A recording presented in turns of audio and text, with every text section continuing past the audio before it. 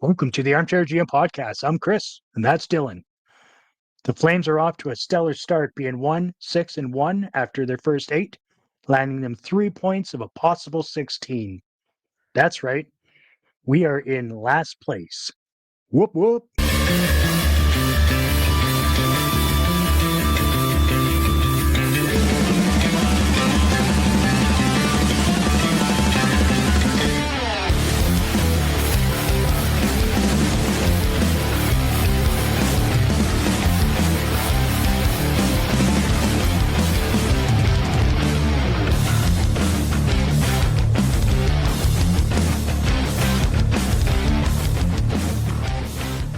You are watching the Armchair GM podcast. As most of you know, Chris and I are both pretty hard on team rebuild. So this 1-6-1 start that we speak of that is a 188 points percentage and lands us 1 point behind San Jose, who won their game this evening with one more game played. We have one more game played than them. Isn't the end of the world for Chris and I, but you know what is well, would you say that the Flames are hard up to score and excite the fans at all? Yes. I mean, obviously they're hard up to score. They're currently sitting like last place in the league, 4 goals. Mm-hmm. So clearly they're hard up to score. Yeah. But it just seems like it's more than that. It's just like the whole on ice product is just bizarre to watch. Like it's frustrating to watch as a lifelong fan. I'm just glad I haven't actually been there yet because I'm sure I would just be mortified with what I'm seeing because I like to watch what's happening away from the puck a lot. And even what I'm noticing on TV so far with what's happening away from the puck, it's not looking good. It's like a fire drill. The players don't seem to know what they're supposed to do, which is crazy because it's the same coaching staff except for Dave Lowry. And they seemed to at least know what they were doing, what they were supposed to do last year. And here's the thing, like I said, the Flames are 1 point down on the Sharks, and the Sharks are like just at the bottom of their rebuild. They just got, a couple of really good young players, and they're just starting to come back up. But the Flames' highest scoring player after 8 games is Nazem Kadri with 4. No goals, just 4. Yes. Macklin Celebrini had 5 points today. And for the Ducks, Michael Granlund had 5 points today. So the Ducks and the San Jose Sharks both have a player that scored more points today than any of our players have in 8.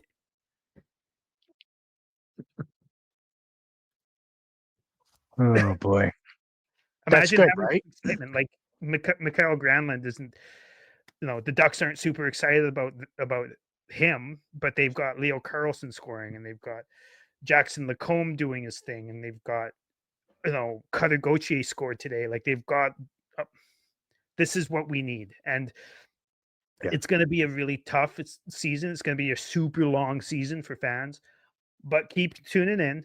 We are going to lose a lot of games. It's going to be a tough watch probably most of the season, but we're going to come out of it with hopefully a really, really good player. And I also don't think that this level of scoring is going to keep up. I think that we are going to, win more than 1 out of every 8 games going forward. That's not a sustainably bad pace. And the low scoring isn't going to keep up too. Like we'll still not score a bunch because we don't have the talent to score a bunch, but there will be the odd game where we score 4 or 5, and we will score 2 or 3 most games. It's just this 1 or 2 pretty much all season has been really, really tough. It's been what 7 games of of scoring 2 or less. Yeah, it's definitely been very painful, right? And if you look at, where they sit as far as the league goes, like they're our leading point getter is tied with Jacob Truba, who's 183rd in the league for points. That's great, right? Do you mean penalty minutes? Like fuck, Right. Jacob Truba's got 4 points. That's kind of surprising. Yeah, yeah, It yeah, would and also be surprising if he only had 4 penalty minutes, but that's besides the point. right, yeah. Like that's just Wow, I was just looking at the list there to kind of see roughly how far down the list he is. Yeah, Jacob Calgary, yeah, Trouba has 1 goal, 3 assists, and he's a +7. yeah. Wow, And +7. Truba, wow, and z and 0 penalty minutes. Like, apparently, he's turned his entire career around in in the first 7 games that he's played so far this year. wow, that's insane. Um, Right. that is crazy. Um, anyways, Yeah. like we don't need to go over all these games. Like usually we would go over the games and stuff, but Mhm. I don't think we specifically need to be breaking down all the games. The Flames look like they're completely unaware of what they're supposed to do defensively, and I think that's part of what leads to the lack of offense.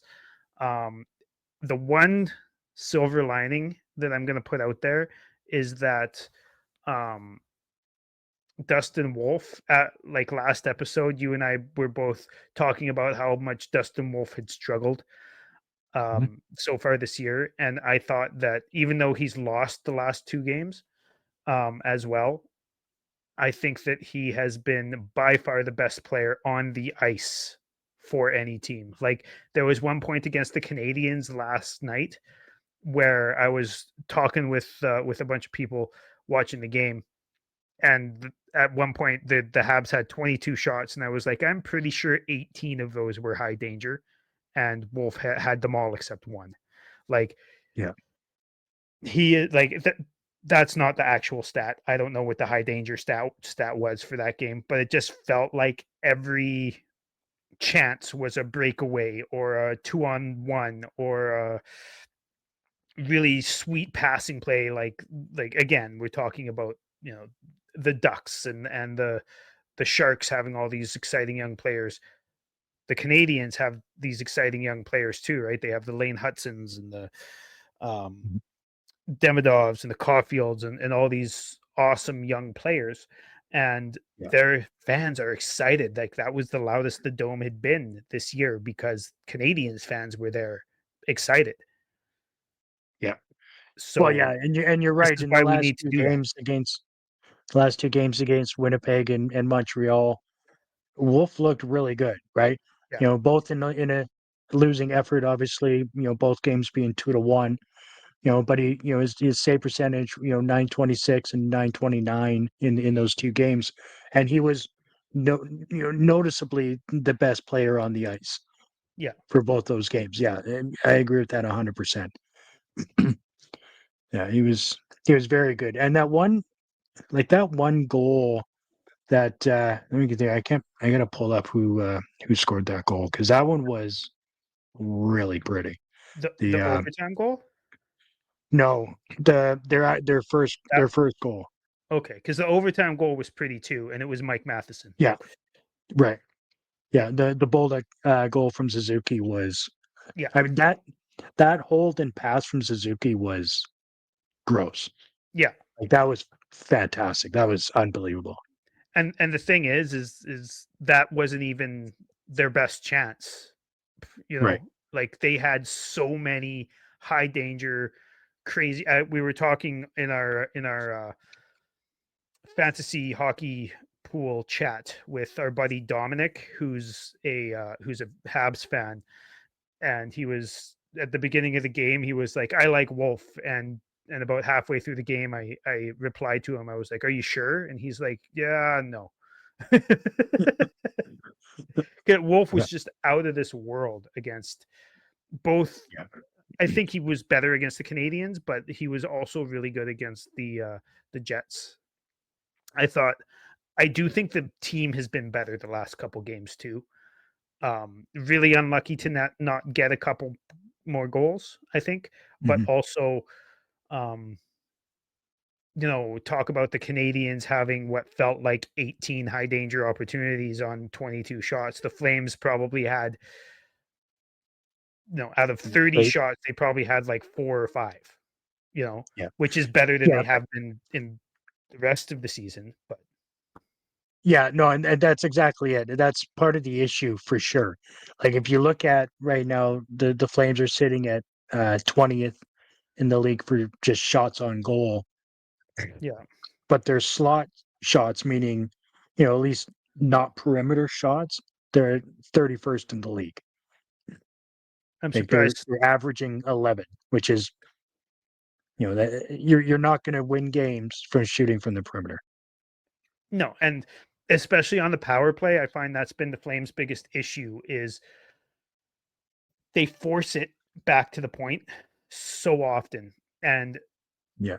as much as we love Uyghur, sure, he struggled this year, I think, through and through, partially because of his partners, partially because I think he's trying to do too much, but Mhm. also just him on the power play doesn't work. I don't think he should be on that first power play unit. I've said this a few times, but I just his only move on the power play Mhm. is to pass to either the guy on the right boards or the guy on the left boards. He doesn't really do Yeah. much else, and it's it doesn't make the opponent's box, their box or their diamond or whatever formation they might be having in their defensive end. It doesn't make Yeah. them move more than like 3 or 4 feet one way if you keep doing that, and that's all the Flames do, and nobody ever crashes the net, so he can't even pop a shot off, right? So I feel like we Yeah. need to stop forcing it to the point and try and make some different plays. Well, that's what I noticed last night against Montreal is when they're on the power play, even when they have a reasonable opportunity to shoot, there is nobody in front of the net. Yeah, Nobody whatsoever. I was like, you can't do that. Like you're just giving the goalie a clear lane to see a perimeter shot, and the result will be one goal, right? At yeah, best. And that's what I noticed. It was glaring last night against Montreal. It was, we had a reasonable amount of chances on the power play, but every time we either struggled to enter the zone, once we did enter the zone, it was just back and forth, you know, on the blue line to the left wing, on the blue line to the right wing, back and forth. Every once in a while, you get a reasonable chance to shoot the puck, and then there's just nobody in front of the net for a rebound, for deflection, for screening. It was terrible. yeah, absolutely. And I think it's been a little bit better the last couple days. I want to get your thoughts on this thing that Kevin BX has said, where he was picking on Sharon Govich, rightfully so. Sharon Govich Mhm. has, he doesn't always have a whole bunch of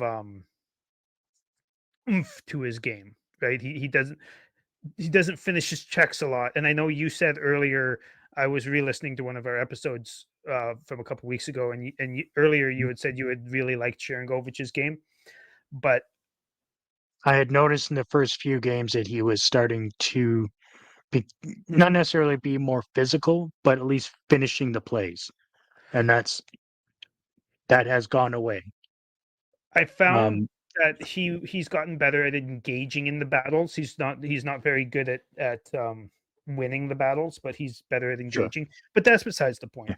Yeah. The thing is BX have found that one clip of Sharon Govich, and it was awful. Don't get me wrong, but up until that point, the team had been like that all season.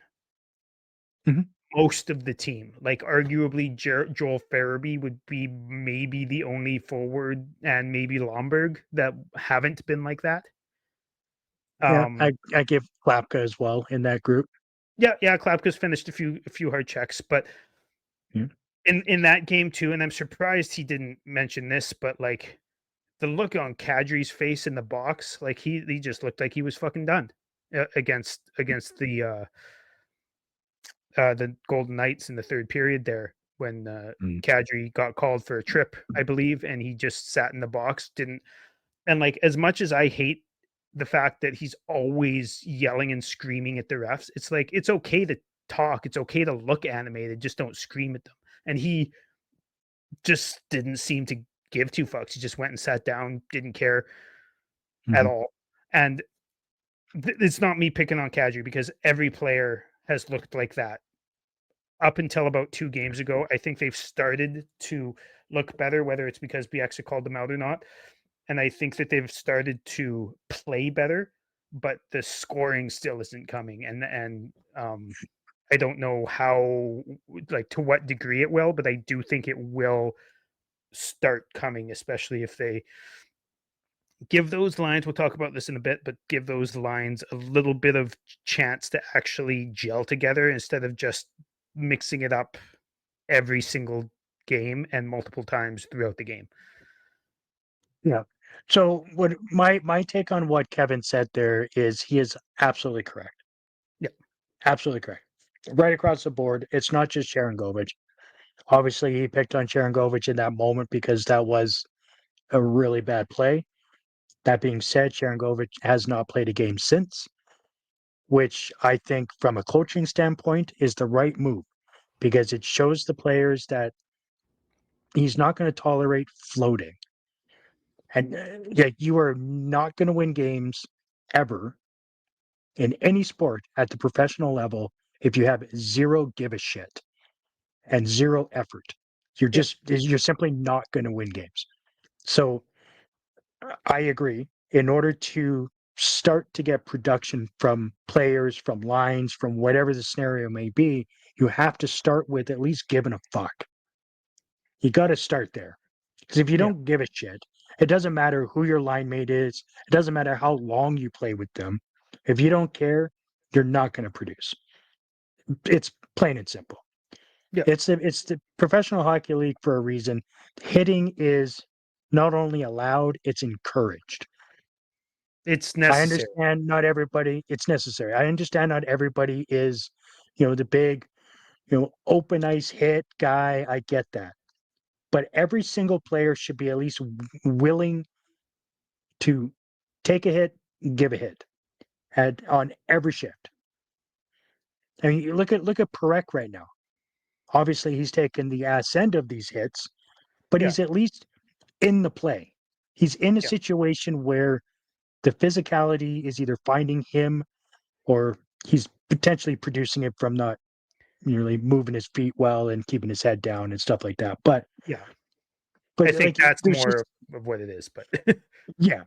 But I mean, but at least and I will give the team credit when when Perek does get ran over, which I think is like 3 or 4 times now. The team at least reacts with something, which is good because we've seen it in the past where they just kind of skate off the ice and leave it alone, which is not good. I don't necessarily think there needs to be a fight because the rookie has his head down and gets run over. That's just how you learn, right? You either figure it out or you don't. it doesn't need to Um, be a fight, but but it's good to come over and push some guys around or totally, chirp some yeah, guys or even better, come out on the next shift and hit their rookie. right. Do something, retaliate in some way. I'm, not saying slash them, two-handed on the arms or anything like that, but uh, within the boundaries, big crushing hit. Yeah. Yep. Like we really haven't had any. Um, I think yeah, I Clap can that think of level maybe. somebody in Winnipeg. Cla- yeah, there's just been like one or two, somewhat memorable hits in the first 8 games, and that's terrible, right? Yeah. Absolutely. But, Um, And I agree with that. The one thing that I will say though is back to Kevin BX's comments there. Mhm. I don't think that it's a culture issue as in they don't want to play for each other. I think that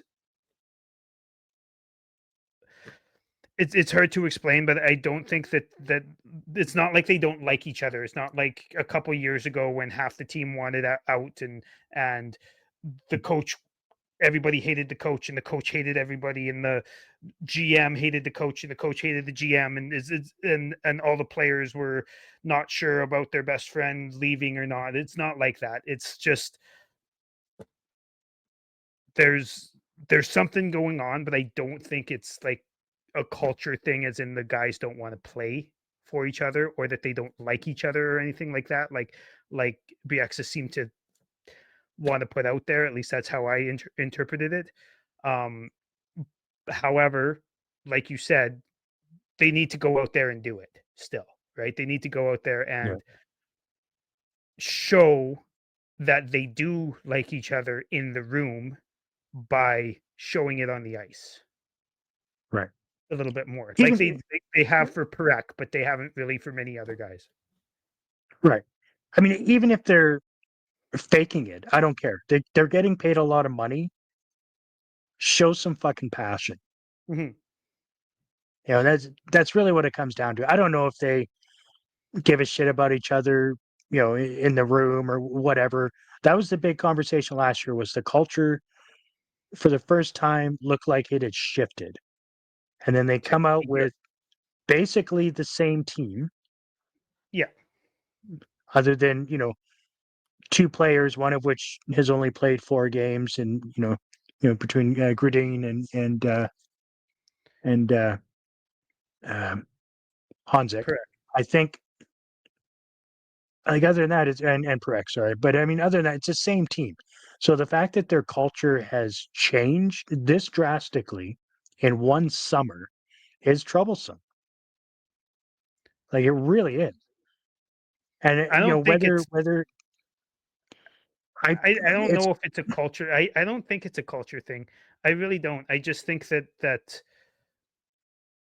they're off to slow starts and they're they're not very engaged. They have been the last couple games, but they're not right, very engaged. And I don't know what it is, but I don't think it's like it wouldn't change. Like I've seen this fucking out there all the time. It wouldn't change if you stripped Backlund of the captaincy and gave it to Uyghur. It wouldn't change if you brought fucking some other guy in and to be the captain. It's there's just something about this team right now that's not, and it's getting better. It's getting better over the last couple games, but there was, especially the first 6 games, something about this team that just wasn't gelling, right. and it's like they didn't notice when their buddies were getting hit or when they're you know.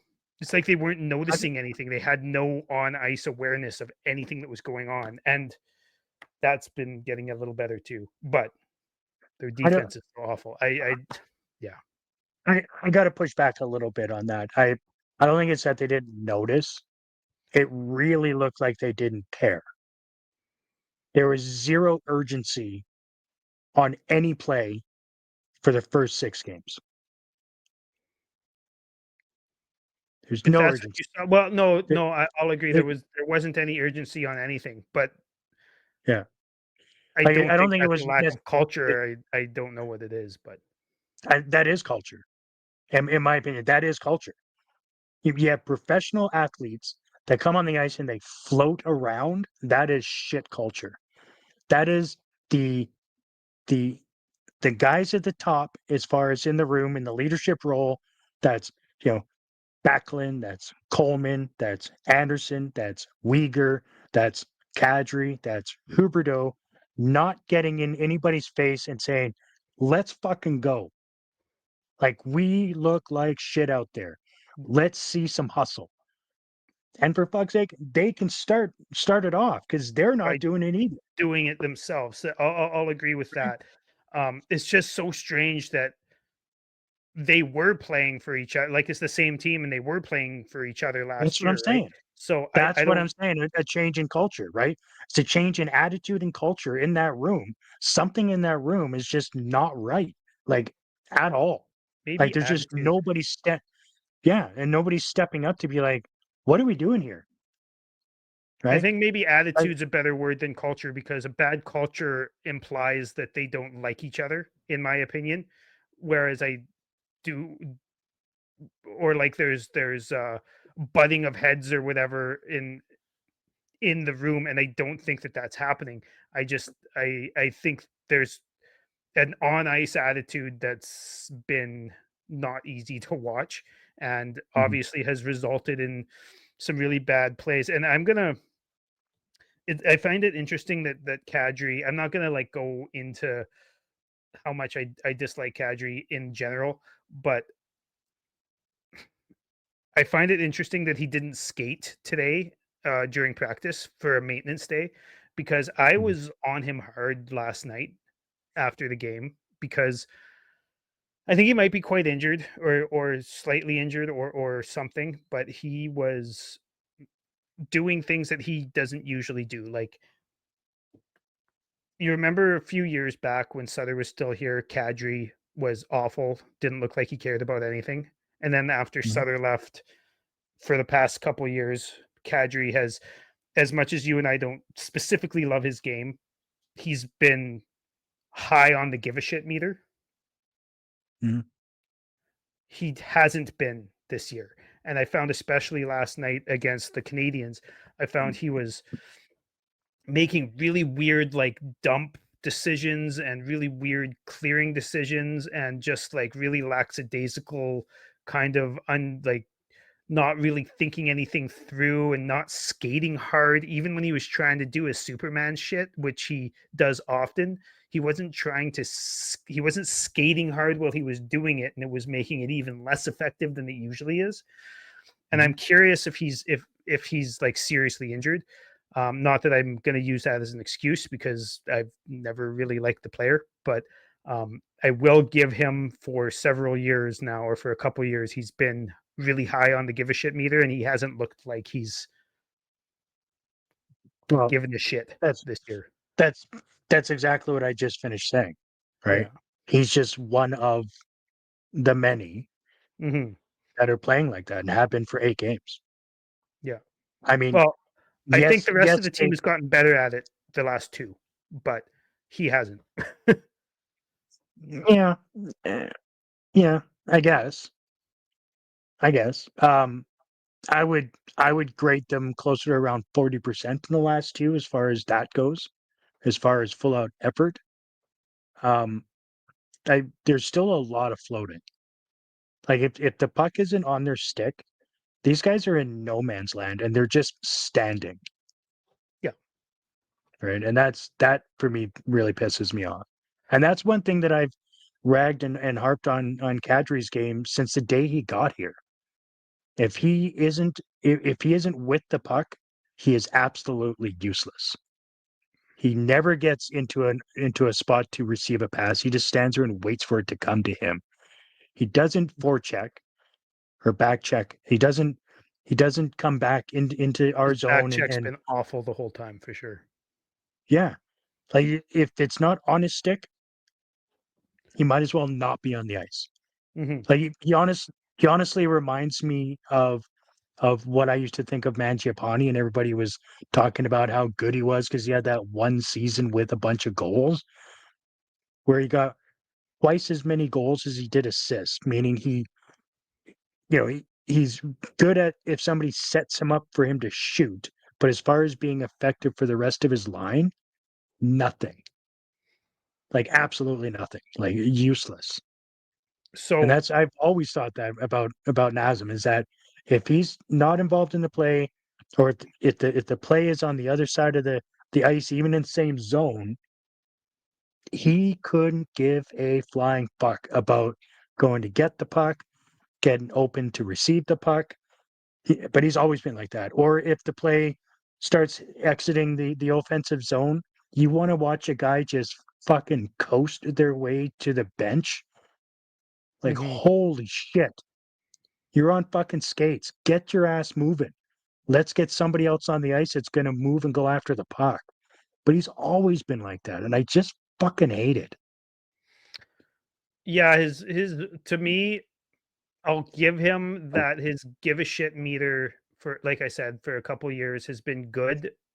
Um, Not so much on the back check. That's the only thing that I really dislike about his give a shit meter, and his, again, his Superman shit drives me insane.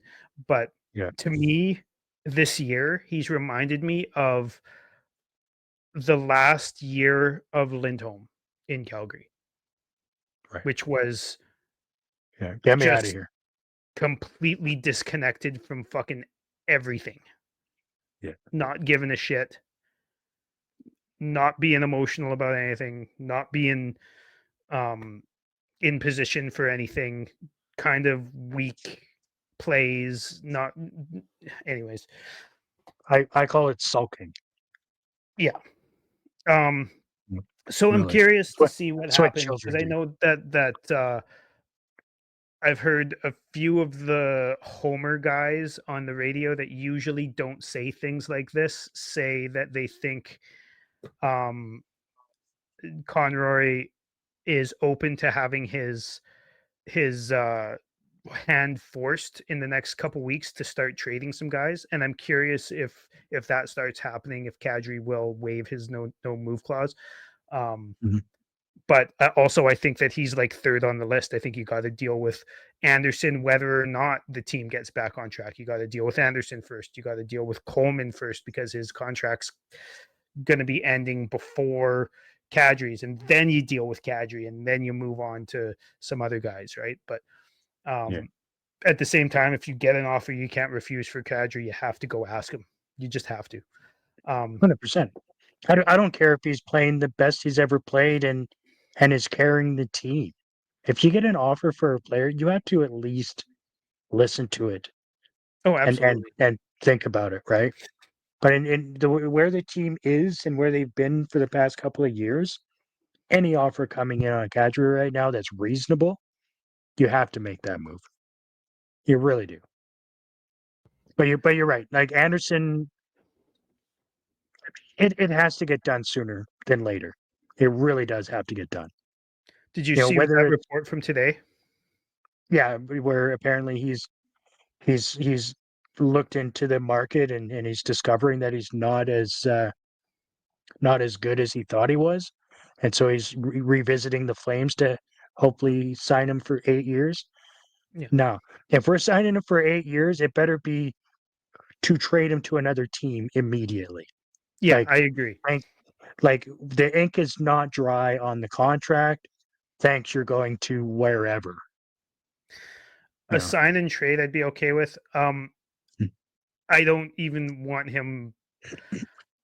I have an Anderson jersey sitting right there. I'm For years I was a huge Anderson fan. It's slowly been getting worse and worse, and he's to the point where he's like below average at pretty much everything. mm, Um, and I'd like the Flames to move on it before it's too late. When it comes to actually trading him, I don't want him on the team anymore. Um, right. and I mean, I wanted him to be captain 2 3 years ago. You know what I mean? And I'm happy he's not, because, I mean, he wears his heart on his sleeve, and I think he'd be a good captain in the locker room. But um, yeah, his play's been awful, and Yeah. for a couple years now. And I just think it's time to move on from him. And Coleman, whatever, good leader, good third down shutdown, or third line shutdown guy. But it's just time. Mhm, It's just time to lean into this, as Elliot Friedman said, wave the flag on this season mhm, for the Flames. Now, Elliot doesn't seem to think that the Flames will do it for more than one season, but he thinks that you know Conroy is open to doing it this season, and so does Steinberg, so does uh, Gilbertson, and a bunch of those guys on the radio have been talking about it for a while. Yeah. Within the next couple weeks, they think it might be white They're, flag they're, time, which is crazy because we're a tenth of the way into the season. yeah. Well, exactly. Which, I mean, that just shows you how piss poor the game has been, right? Mhm. And obviously Coleman has been kind of top of mind for both of us. I don't know about the rest of the fan base, but you and I have been talking about trading Coleman for better part of a year now, right? Yeah. That this was going to be the year where that decision was going to be have to be made. Not whether we're going to extend him, but who are we going to trade him to, right? Because But we're he's got trying to another build year something after this here. too. Yeah, he Yeah. does. But I mean, but you also want to make that you know a a better trade piece, in my opinion, right? Coleman with another year on his contract, I think, is a better trade piece for somebody that's trying to make a decent run for the cup, right? Because if they make a decent run, they get knocked out, they're going to want to try again the next year, and so they're going to want to have those pieces. Mhm. So, I mean, Yeah, I no, mean, I he agree. may just be a better, you know, February to June guy, and then he fades into the sunset for a team. I don't, it depends on the team, I guess, more than anything. But I think he's one of the guys. If we're talking about how we don't have any leaders in the room that are getting the guys motivated and getting them pumped up to play games, then I don't see any other reason to have him on the team, No, right? and we're both You know, big 'cause Coleman fans. yeah, well, exactly. I've been a Coleman fan since he got here, and that's and it's been fun. I like what he brings on and off the ice. He seems like a really really awesome individual, but the business of hockey shall prevail, and let's get some really good pieces for the likes of the three guys we've been talking about, and then if people are kicking tires on other players, you have to have a look at it, right? You have to. There's nobody on this team, in my opinion, other than I would say Wolf at this point, that I would consider to be untouchable.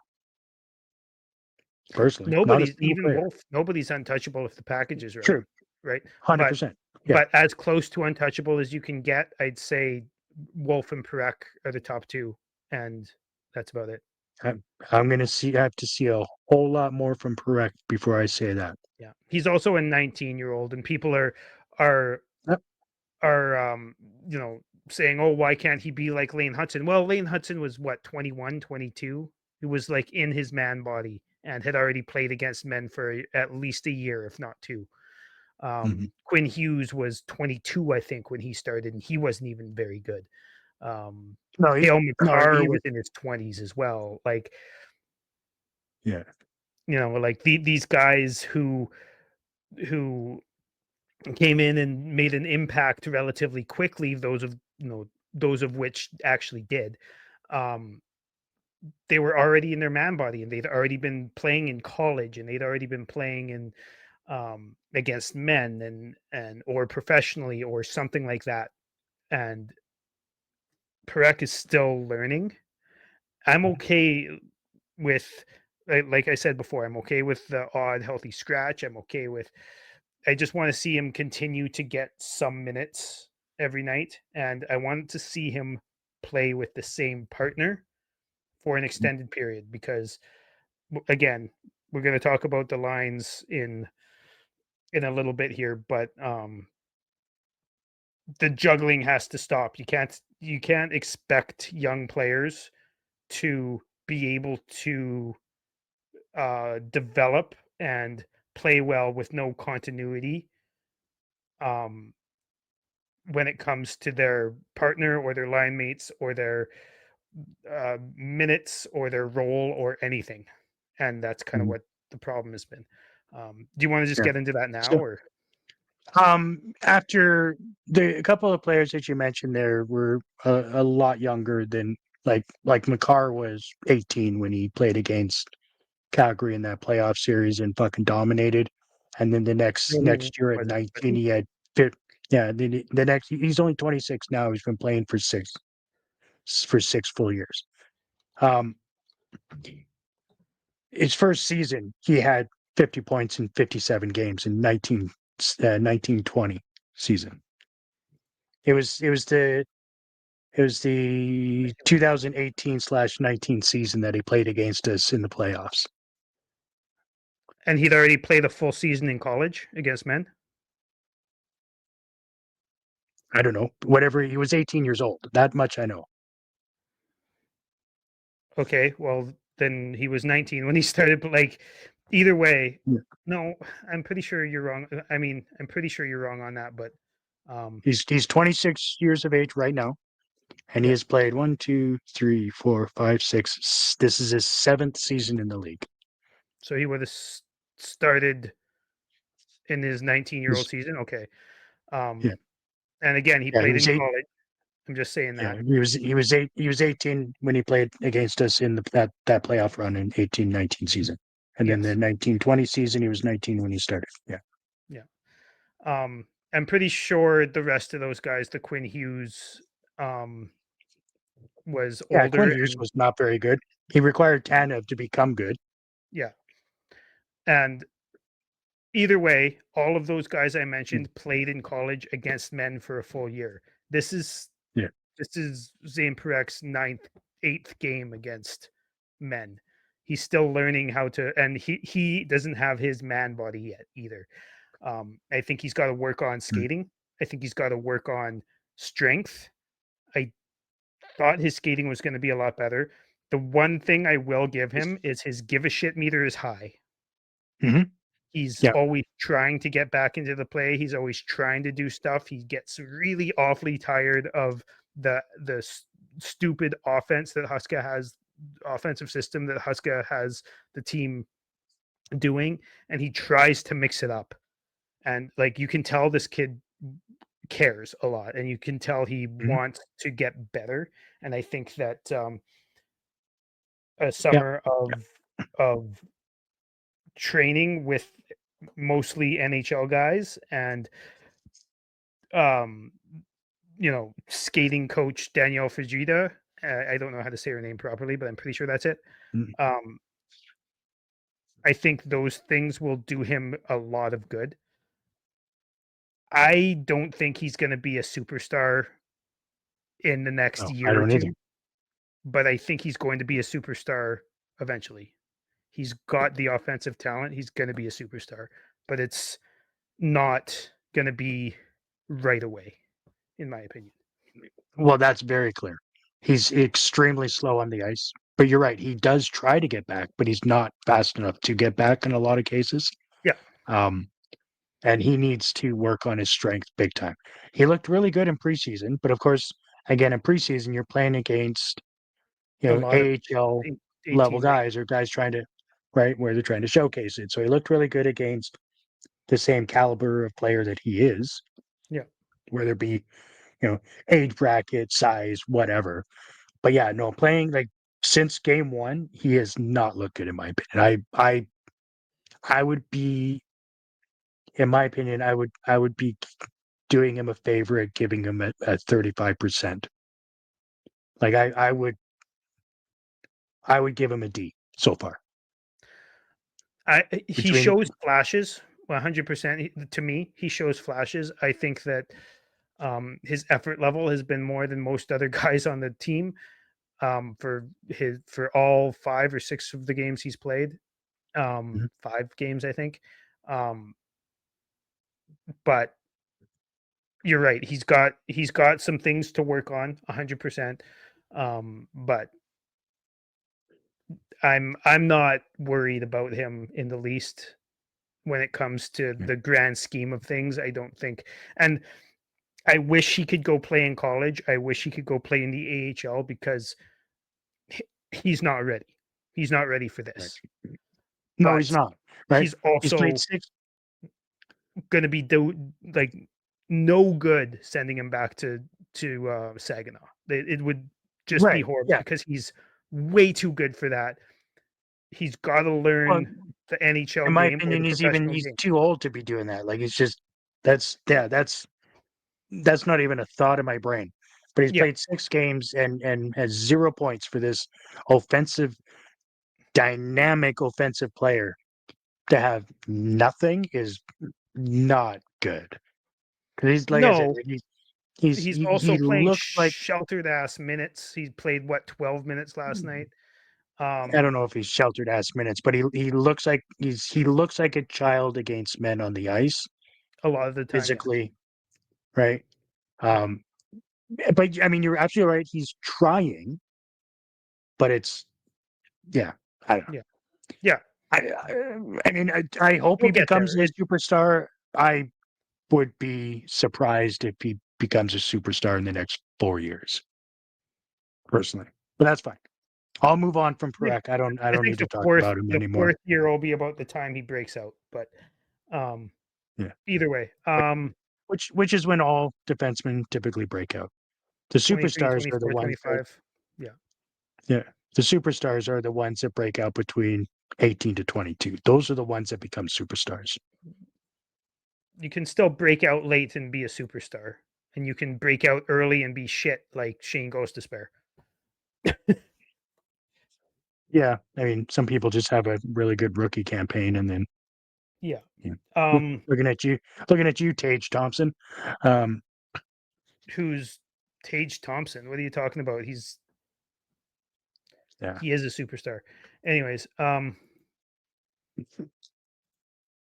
I don't know what you're talking about. Dude scored like 35 to 50 goals every year for like Mm, 3 or 4 years, I'm pretty sure.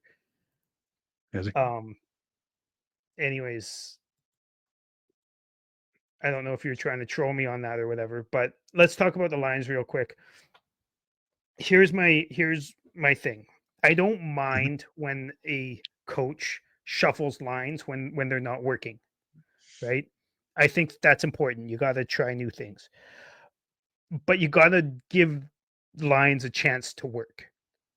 It has Right. been nothing but shuffling. This is Jeff Ward territory we're in here, where every game the lines are different. Then we come out for the third period and the line's different again.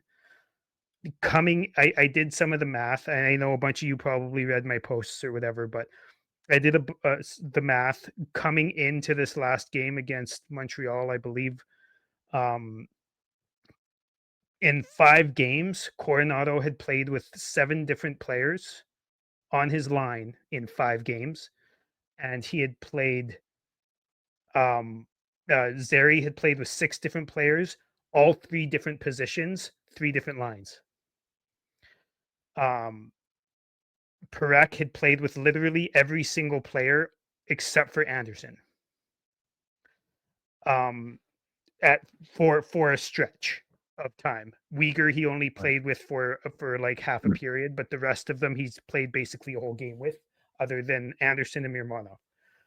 And he right. played, I think he played a couple shifts with Anderson as well, and that was a disaster.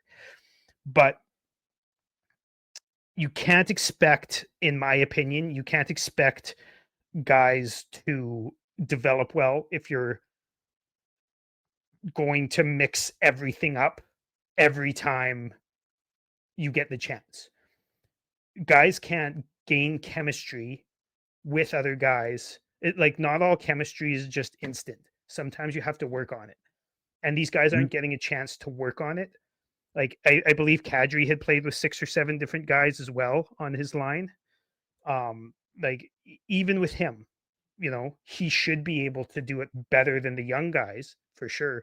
But you can't learn tendencies of your line mates if they're changing all the time. You can't gain chemistry with your line mates if they're changing all the time. You can't gain any continuity basically in any Mhm. sense if they're changing all the time. It's one thing if you've actually like if you're a couple games into a line combination and it's no longer working or it doesn't work, change it. But not like Mhm. you got to give it some time to work in my opinion. Yeah. The only one that's really stayed together is the Honzek, Backlund, and Coleman line. Mhm. And it had one really good game, I thought, and Honzek's been pretty good considering what's been going on around him. But that line only had one good game. The which pair was it? Oh, the Anderson and Ball pair stays together as well, which is fucking Mhm. mind blowing to me because that hasn't worked in 10 months. It worked really Right. good for like the first 2 months of last season, and it's been ass ever since. So I don't understand why that's the thing that's staying together. But yeah, Yeah, it's I I would say since Huberdeau came back 3 games ago, that has stabilized quite a bit as far as the line changing. Um, and I think that had a lot to do with what was going on as they're trying to figure out who to play with Kadri and whoever else on the top line. But you are right. Obviously, you're not going to build any chemistry if you're playing, 1 to 2 periods with a player and that's it. It's impossible to build chemistry. That being said, I think Huska was attempting, whether it be warranted or not, or whether he should have done it or not, who knows. Um, I think he was attempting to find players that would show him that they fucking wanted to do something. I I think it was both, right?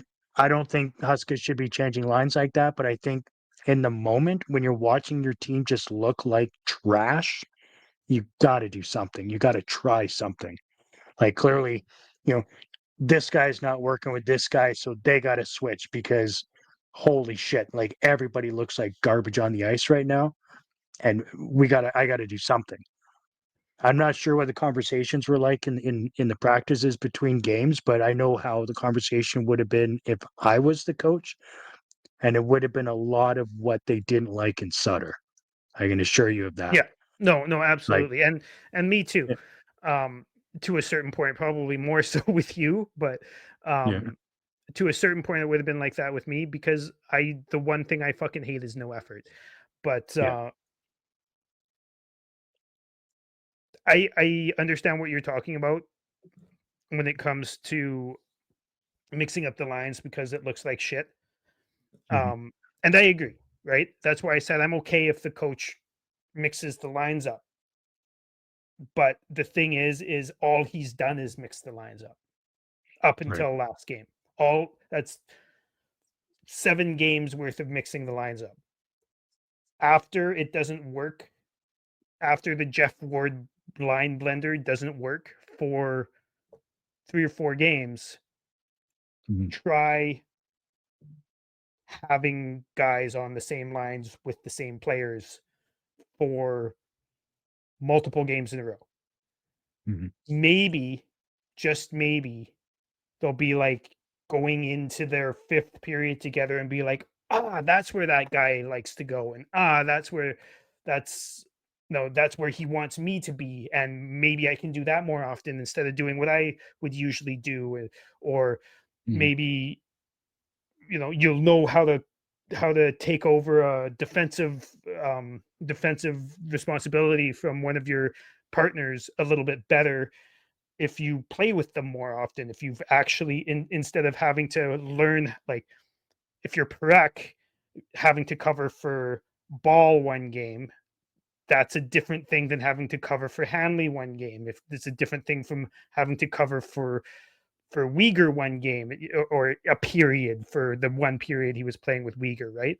Um, and I Right. don't get me wrong, I agree. Like mixing it up is good when things aren't working, but if you're not giving things a chance to work, then you're just continuously mixing it up. And what's that Mhm. doing? He just Yeah. hasn't been giving things a chance to work. You're right. Yeah. Huberdeau and Kadri have played together since Huberdeau got back. Yeah. So I So mean, other than that, like the fourth line has been pretty well set with Lomberg and Klapka. Um, um, Kirkland has played 5 of the 8.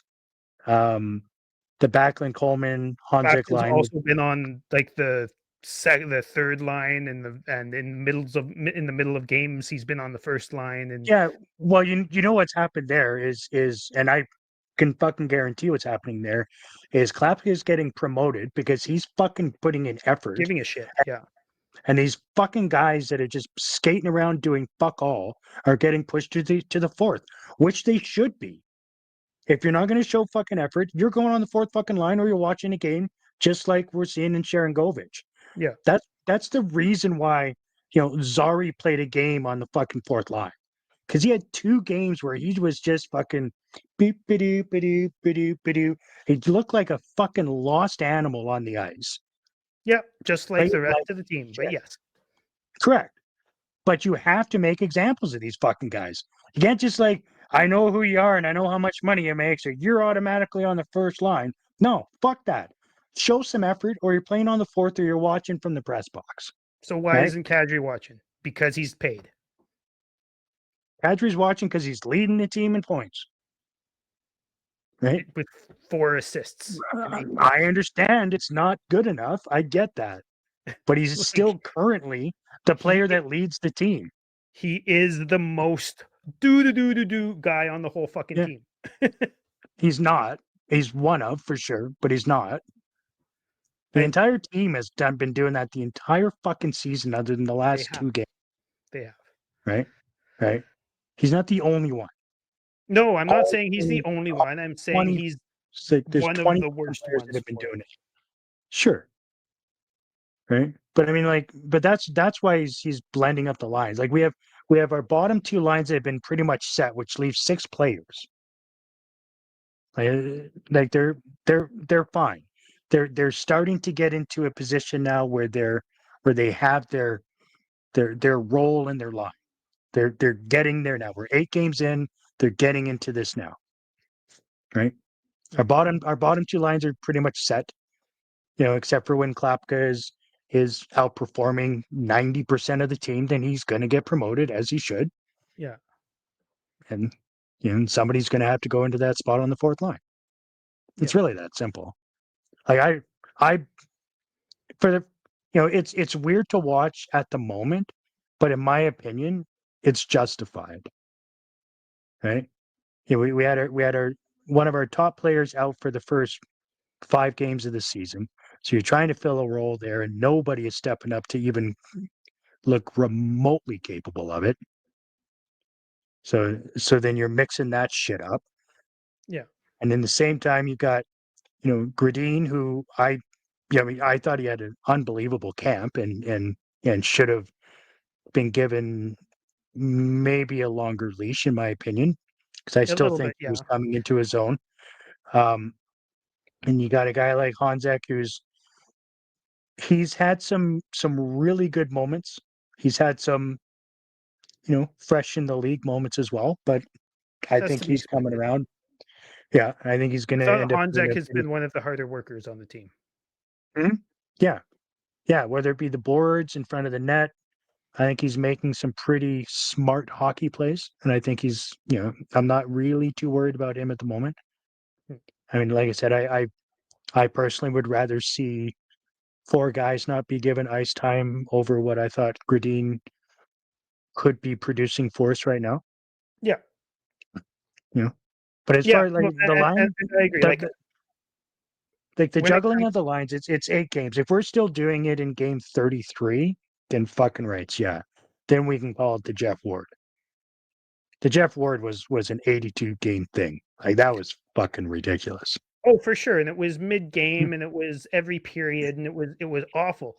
And mhm, what I'm saying is obviously, Jeff comparing Huska's last 8 games to Jeff Ward is obviously a little bit of a exaggeration, but it felt like that for about 5 games. It felt like, Right. how the fuck do you expect anybody to get anything going with their teammates if they're never playing with the same teammates?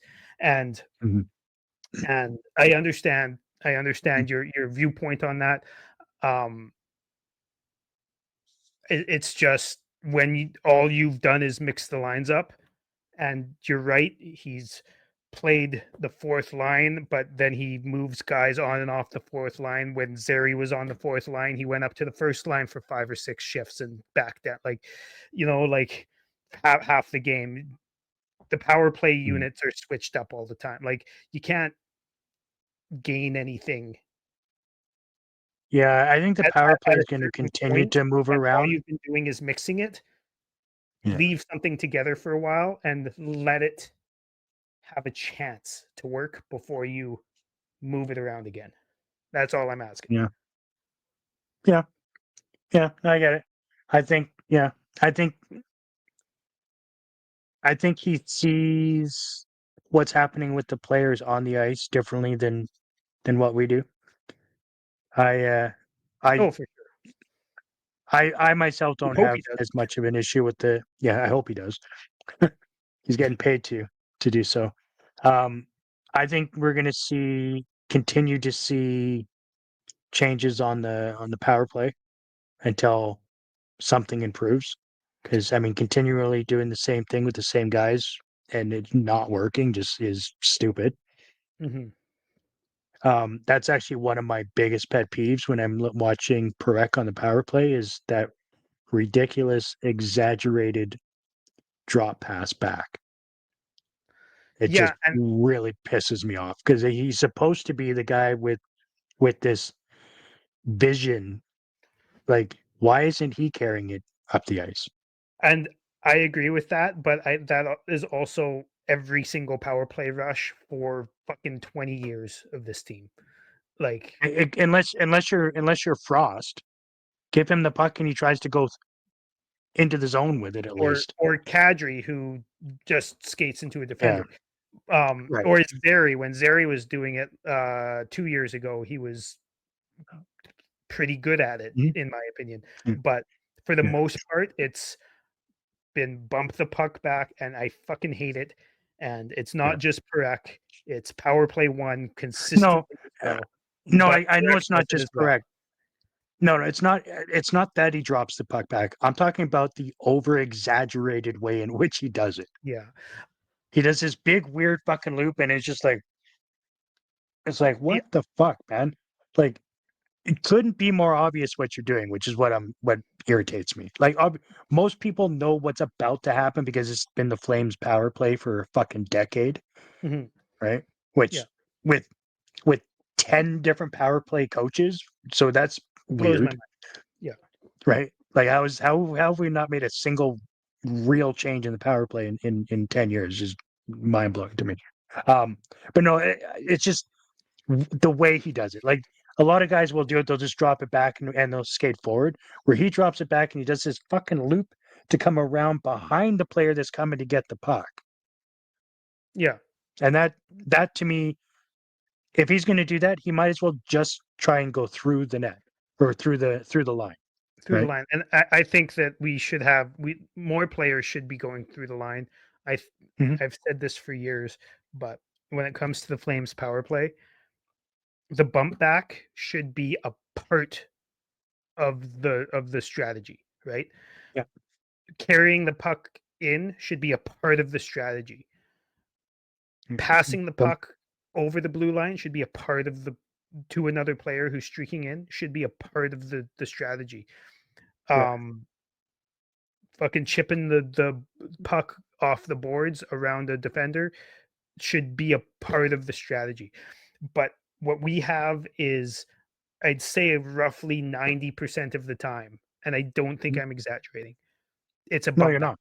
And Yeah. everybody on the ice knows it. It's Yeah. so easy to read. Everybody in the stands, even in opposing teams' arenas, know what's about to happen. Absolutely. Like that's brutal. But you're And right. It so should be I want to 20%. tell you why I think Perek does that, though, and Okay. whether you agree with it or not. Um, so you'll notice when everybody else does the bump back, they stop at the line, or and bump the puck back, bump the puck I got it. bump the puck back, and then there's Five times fast. four of our players standing on the line with zero forward momentum, waiting for one guy to come Mhm. through. Whereas Right. I think what Parek's trying to do by looping around, like you said, and following the guy in, is at least there's another guy coming into the zone with some forward momentum. Because I could be wrong. That's how I've been reading it. But I don't know how you're Yeah. expecting to get any offense or like rush offense going if there's fucking four guys standing at the blue line not skating forward Yeah. where one guy's skating in. Yeah. Like it makes no Yeah. No, and I agree, and you're right.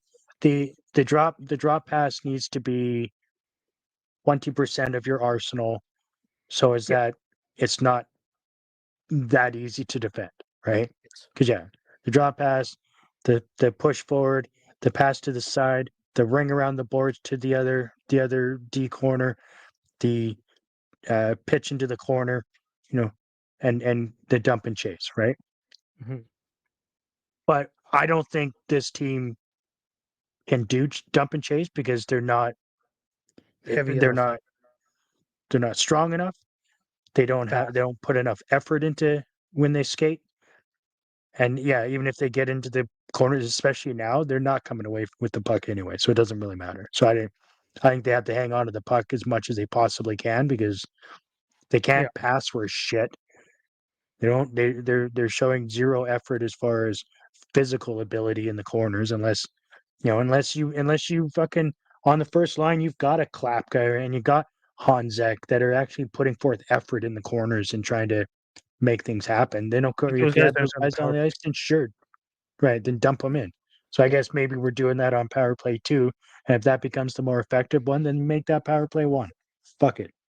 Yeah. Sorry, Huberto, you're off. Which they actually did last game. I don't know if you noticed that, Mhm. but for Yeah. I can't remember. We had like 5 or 6 power plays, and I want to say about 3 or 4 of them, power play 2 was acting as power play 1. I mean, what's the harm? Nothing. Like Power really? play 1 is not doing Yeah. anything. Power play Yeah. 2 They've got does the same amount of nothing, but at least differently. right. Like how many power play goals do they have at this point through 8 games? Like two? I want to say 1 or 2, but I don't know Yeah. offhand. I think two at most. Right.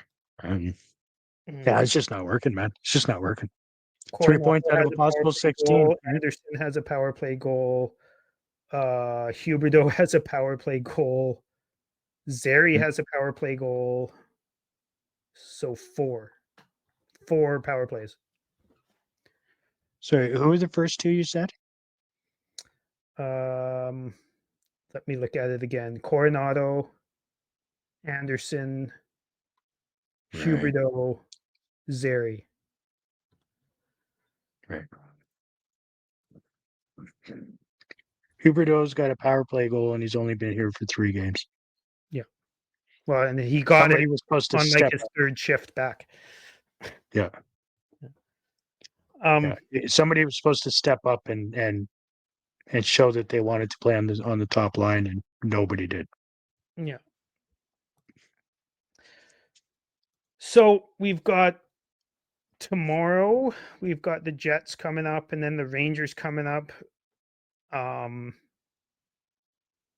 and I'm not going to be here next week. I'm not sure if you're going to find somebody to do the show with, but I'm not going to be here next week. I have to go to do a surgery consult type of thing. But What's he getting sewn on? what's that? Nothing. Nothing. Yeah, I think this the second win of the season I think is going to come against the Rangers. Think so?